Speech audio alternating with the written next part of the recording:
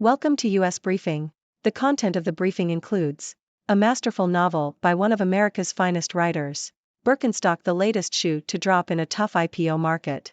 Speaker Trump would be just what we Republicans deserve. We must oppose Indian Hindu nationalist forces in Canada. David Olive, on his 300th birthday, let's give Adam Smith an invisible hand. A masterful novel by one of America's finest writers. Telegraph. Teja Cole's new novel, Tremor, explores the concepts of working a text rather than simply writing one. The novel follows the movements of Tund, a character whose biography resembles Cole's own, as he navigates various locations and reflects on themes of violence, colonization, and the weight of looking. Throughout the novel, violence serves as an anchor, manifesting in various forms from murder to illness. Tremor offers a new politics of seeing, reading, and thinking, challenging readers to interpret their time on Earth and expand their notions of empathy. Birkenstock, the latest shoe to drop in a tough IPO market. The Globe and Mail. German footwear company Birkenstock needs to boost sales of its clogs and boots to attract new shoppers amid a cost of living crisis. The company is set to list on the New York Stock Exchange next week, but investors and analysts have expressed concerns about the impact of the crisis on sales, as consumers tend to rein in spending on discretionary items. However, Birkenstock does have several factors in its favor, including the ability to stay popular and the fact that it has modernized and built momentum, according to analysts. Speaker Trump would be just what we Republicans deserve. Telegraph. The Republican Party is in disarray, and the ousting of House Speaker Kevin McCarthy has led to the possibility of former President Donald Trump becoming the next speaker, despite his 4 indictments. The article suggests that Trump would enjoy the role, accompanied by viral soundbites, and stop running for president. The Republicans have been called the party of no for so long that it is time to pay for their deal with the devil, the piece concludes. We must oppose Indian Hindu nationalist forces in Canada. The Toronto Star. Prime Minister Justin Trudeau has announced that there is credible evidence of India's involvement in the killing of Canadian Sikh leader Hardeep Singh Nijjar in Canada. Trudeau claims that this is part of a dangerous trend of Indian interference in Canada, particularly under India's current ruling party that is backed by Hindu supremacist groups. There are campaigns underway to recognize Hinduphobia in Canada's human rights laws, which would shield Hindu nationalists from criticism of their government. Proponents of Hinduphobia claim to be victims of discrimination, but this narrative is used to distract attention from atrocities against minority groups in India. David Olive, on his 300th birthday, let's give Adam Smith an invisible hand. The Toronto Star. Adam Smith, the father of capitalism, has been misinterpreted over the years, causing a crisis of income inequality.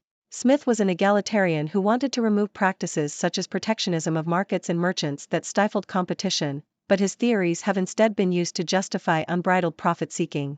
Smith believed in a fair distribution of income and spoke of an invisible hand that would bring about common prosperity. He also opposed concentrations of wealth and proposed higher taxes on the rich. His theories have been distorted to justify income inequality and government inaction. This advisor wanted to be a neurosurgeon before her father suggested a career in finance. The Globe and Mail.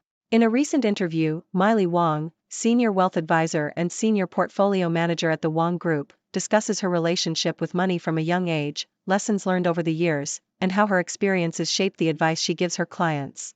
Wong emphasizes the importance of saving, delayed gratification, and working smarter rather than harder. She also highlights the need to be skeptical of investment sales pitches, to resist the temptation to go out and spend money, and to trust the investment process rather than trying to outguess the market. England considers raising smoking age until cigarettes are banned entirely. Washington Post. British Prime Minister Rishi Sunak has proposed a plan to gradually raise the legal smoking age in the UK by 1 year each year. Under the proposal, children born after 2008 would never be allowed to legally purchase tobacco products, even when they become adults. The plan is part of a wider global crackdown on tobacco and vaping, with countries such as New Zealand, Australia, and Hong Kong introducing measures to restrict access to tobacco and vaping products. Sunak's proposal aims to create a smoke-free generation by phasing out smoking among young people by 2040. Joe Biden's presidential pooch goes from White House to doghouse as it's removed. Telegraph. Joe Biden's dog Commander has been removed from the White House after biting multiple staff members. The 2-year-old German Shepherd has been sent to an unknown location while the Bidens consider their next steps for the dog. The U.S. Secret Service confirmed that 11 agents had been nipped by Commander, but it is believed that the actual number of biting incidents is higher. The Bidens have previously attributed the dog's behavior to the stressful environment at the White House. This is the second dog the Bidens have had to send away for biting, following Major, who now lives with family friends in Delaware. And that's a wrap for today's news. We've covered a wide range of topics, from literature to politics to finance. So, let's dive into some analysis and share some of my own thoughts on these stories. First, Teja Cole's new novel, Tremor, sounds like a thought-provoking and complex exploration of violence, colonization, and empathy. It challenges readers to see, read, and think differently, which is always a welcome invitation in the world of literature. Moving on to Birkenstock, it seems like they're facing some challenges in the IPO market. With the cost of living crisis, consumers may be hesitant to spend on discretionary items like shoes. However, Birkenstock does have some factors working in its favor, so it'll be interesting to see how they navigate this tough market. Next, the idea of Donald Trump becoming the next Speaker of the House is certainly an attention-grabbing one. The Republican Party is in disarray, and it seems like they may be getting what they deserve if Trump takes on this role. It's a fascinating and somewhat humorous twist in American politics. Shifting gears to Canada, Prime Minister Justin Trudeau's claims of Indian involvement in the killing of a Canadian Sikh leader raise some serious concerns. If true, it would be a troubling trend of foreign interference. The debate around Hinduphobia and its potential impact on human rights laws is also an important discussion to have. Speaking of important discussions, Adam Smith's theories and their misinterpretation are at the center of a crisis of income inequality. It's interesting to see how his ideas have been distorted over time, and it's a reminder that we need to constantly re-evaluate and challenge established beliefs. Turning to finance, Miley Wong's advice on saving, delayed gratification, and skepticism towards investment sales pitches is valuable for anyone looking to manage their money wisely. It's always good to hear from experts who can offer practical tips and insights. In health news, the proposal to raise the smoking age in England until cigarettes are banned entirely is a bold move. It's part of a global effort to crack down on tobacco and vaping, and it'll be interesting to see if other countries follow suit. And finally, in a more lighthearted story, Joe Biden's dogs Commander and Major have been causing some trouble at the White House. It's unfortunate that they had to be sent away, but it's a reminder that even presidential pooches can sometimes misbehave.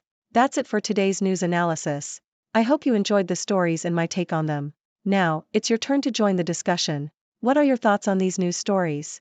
Do you have any questions or opinions you'd like to share? Let's hear it. Thank you for tuning in. The content above showcases the latest briefing reports and analytical synopses, thoughtfully curated by the 6Do team. These insights stem from a wide array of reputable media outlets, think tanks, government sources, and specialized experts worldwide. We encourage you to explore these sources for a comprehensive perspective. Keep in mind that while the content may not always align with the official standpoint of 6Do Brief, it's not meant to be taken as absolute directives for decision-making. Comprising seasoned media professionals, learned scholars, and accomplished scientists, the 6Do team embodies a trailblazing, fully independent media entity. To customize 6Do Brief to meet your professional needs, you have the option to subscribe to a diverse array of briefings on our website, 6dobrief.com. Regardless of your location, you can conveniently receive 6Do Brief via email.